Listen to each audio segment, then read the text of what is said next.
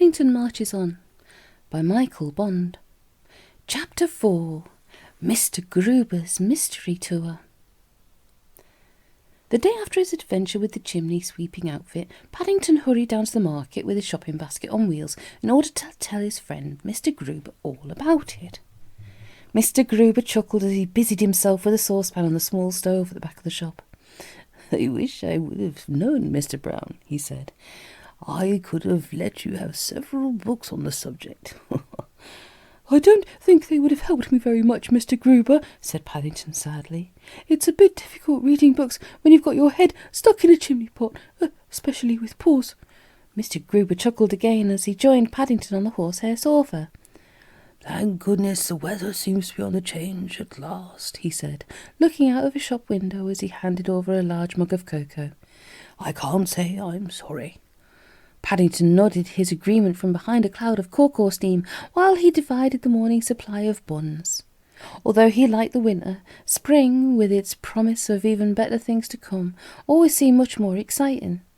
Apart from that, when there was too much ice or snow about, it wasn't always possible to get as far as the Portobello Road, and he missed his morning chats with Mr. Gruber over their 11s. Paddington was fond of Mr. Gruber's old antique shop with its rows of books and gleaming piles of copper and brass, but of late the weather had been too cold for anything more than an occasional visit. In fact, the only good thing about it all was that in the meantime he had built up a big reserve of bun money at the baker's, where he had a standing order. "I've been hoping we might be able to have one of our little trips," said Mr. Gruber. "Once the good weather comes, I shall be busy with all the tourists, and it seems ages since we went out together." Paddington wiped the cocoa stains from his whiskers. "Oh, yes, please, Mr. Gruber," he exclaimed. "I should like that." Mr. Gruber looked thoughtful.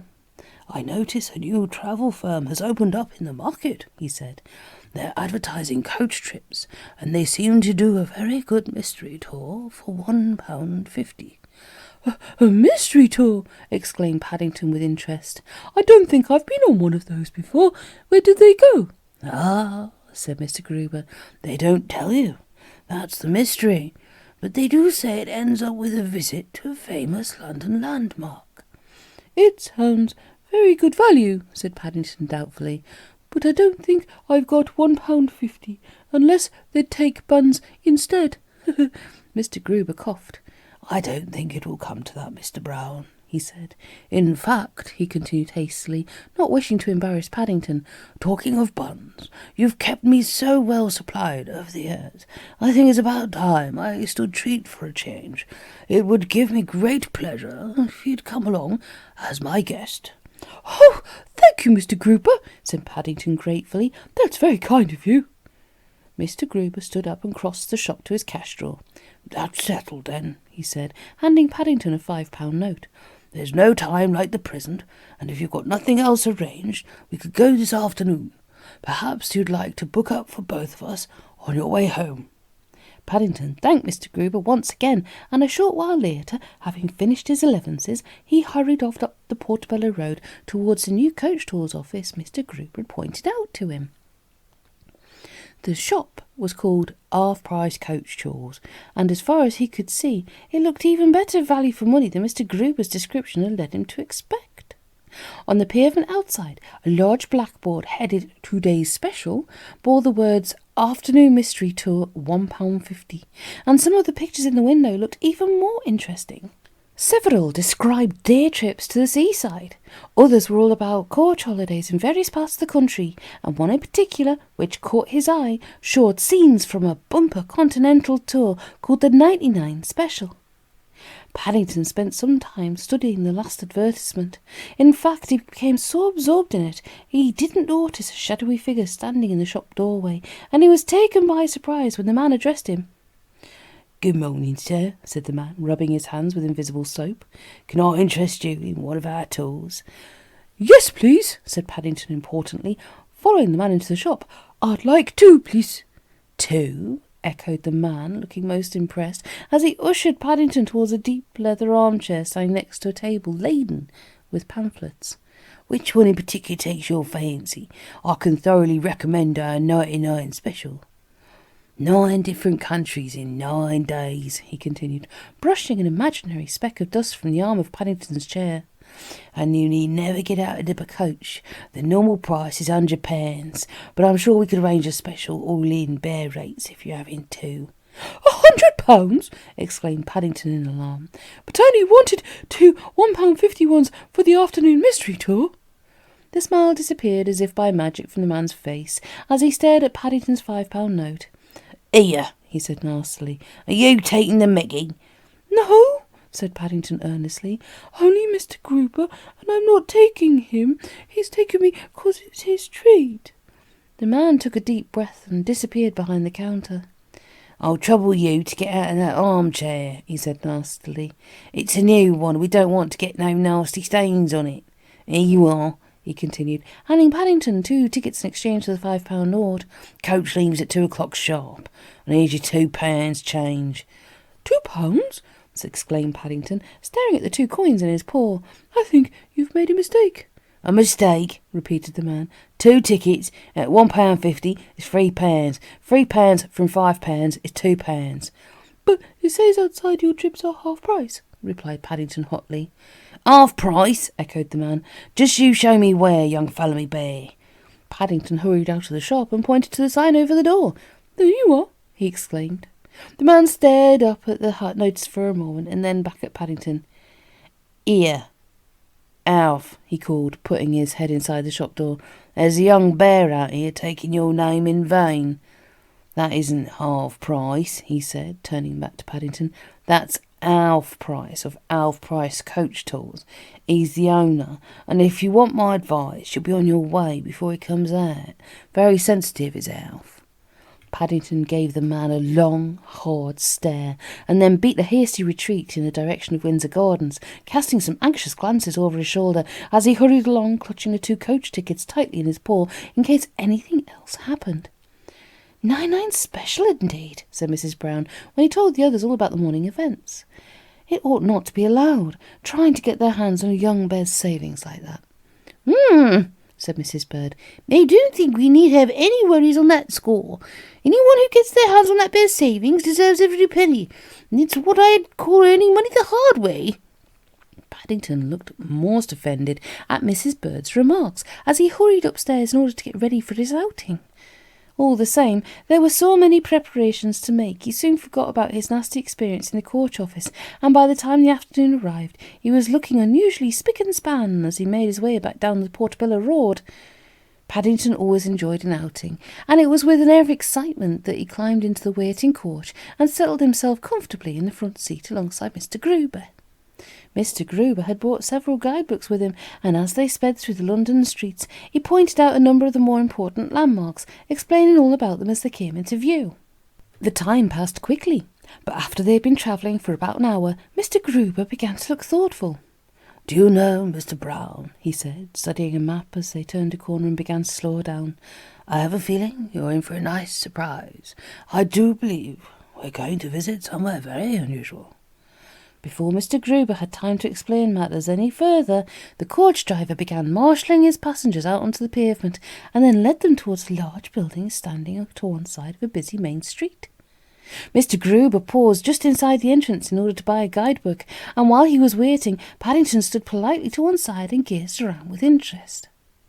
While he was looking, he suddenly caught sight of a small kiosk standing nearby, and an excited gleam came into his eyes as he took in a display of brightly coloured postcards on the counter, several of which showed views of sights he had passed that very afternoon.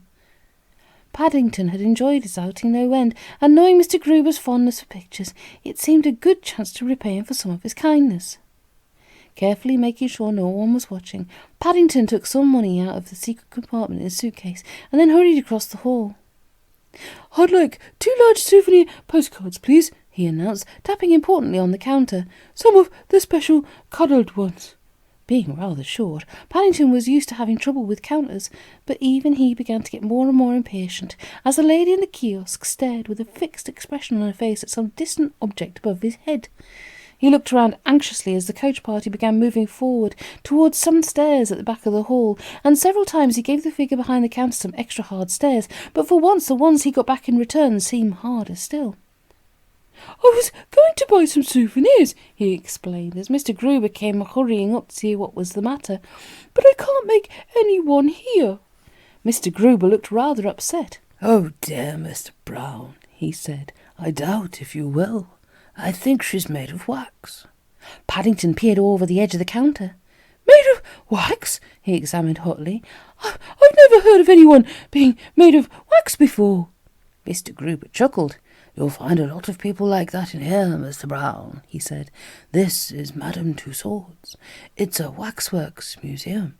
This must be one of their little jokes. I think the real lady's over there. Mr. Gruber pointed towards the other end of the counter as he went on to explain all about the museum. They not only have models of all the famous people in history, he said, handing the girl some money in exchange for 2 postcards. They have lots of other figures made of wax as well. Some of them are so lifelike, it's difficult to tell whether they're real or not. I'm sure you're not the first one to be caught napping, Mr. Brown. Paddington listened carefully as he followed Mr. Gruber towards the crowd on the stairs. Now that matters had been explained to him, he began to notice quite a few figures standing motionless in the hall. Near the entrance there was an unusually still-looking policeman, and halfway up the stairs stood another man in uniform with his hand outstretched in front of him, looking for all the world like one of the statues Mr. Gruber had pointed out on their trip.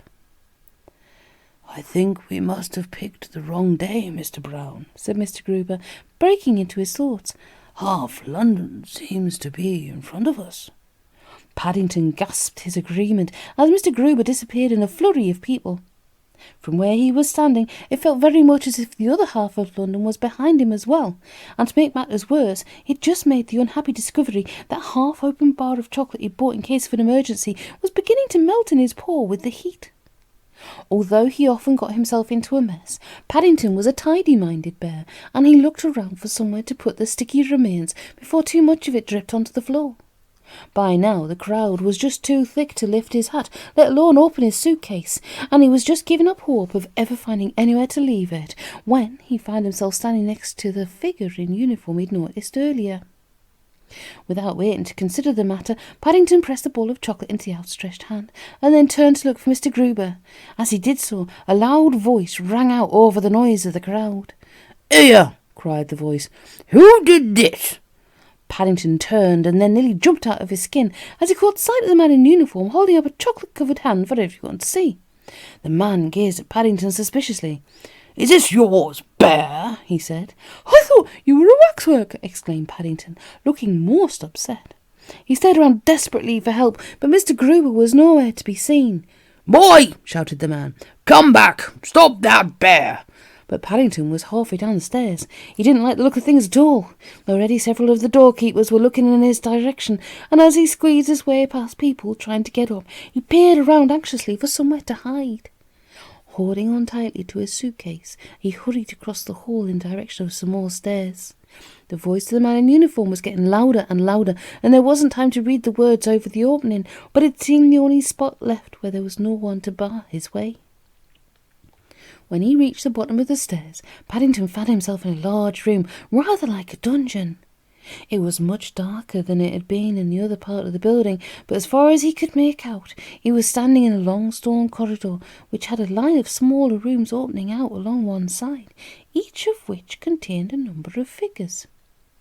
The voices behind him were getting nearer with every passing second, and he just had time to climb over a chain and take up a pause in the shadows at the back of one of the rooms when a crowd of officials rushed into the cellar, looking in all directions.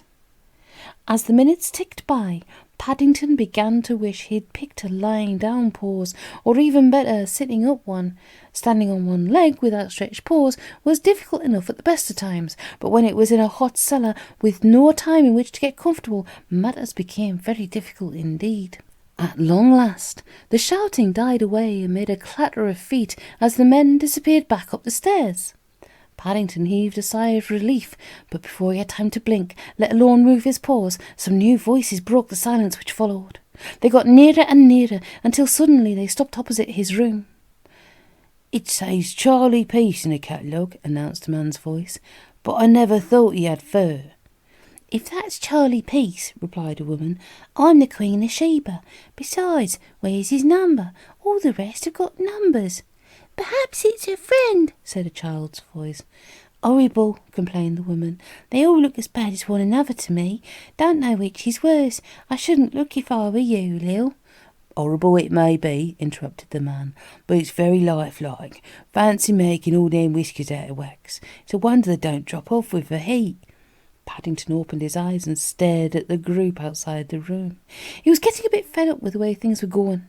More and more people were joining the party with every passing moment, and by now the corridor was crowded with curious onlookers.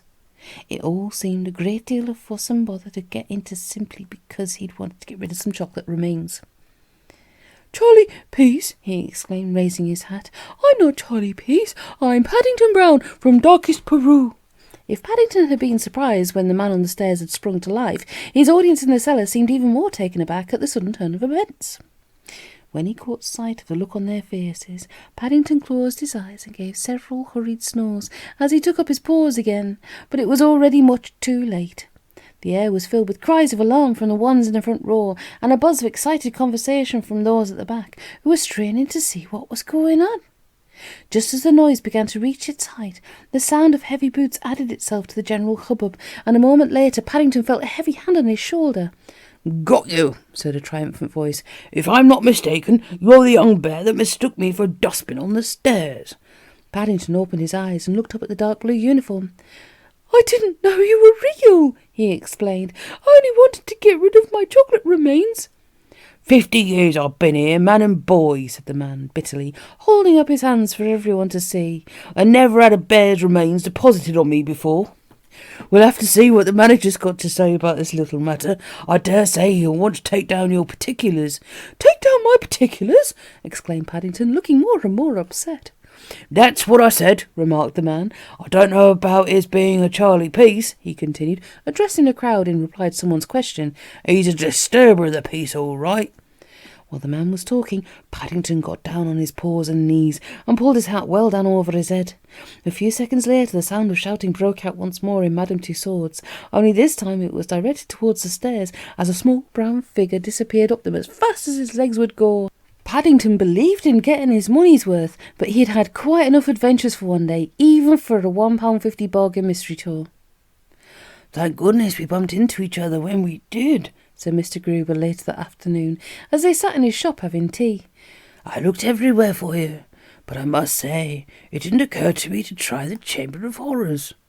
Mr. Gruber chuckled as Paddington went through his adventure once again. "They must have been surprised when you raised your hat, Mr. Brown," he said. "I expect they thought you were one of the horrors." Mr. Gruber coughed and hurriedly changed the subject, in case he'd said anything to offend, but Paddington was much too busy staring out of the shop window to notice anything amiss. He'd just caught sight of a newspaper boy going past, with a placard over his arm, and across it in large black letters were the words, "Waxworks Museum Latest, Mystery Deepens." The boy was too far away for him to see the actual papers clearly, but one of the headlines definitely had the word bear in it. "Good gracious!" exclaimed Mr. Gruber, as he followed the direction of Paddington's gaze. "I think we'd better buy a copy, Mr. Brown. In fact, we'd better buy several copies. I can think of quite a lot of people who'd want one as a souvenir, and you'll certainly need an extra one for your scrapbook. After all," he added as Paddington hurried out of the door, "lots of people go on mystery tours, but not many can actually say they've taken part in one, let alone been able to read about it when they've got home."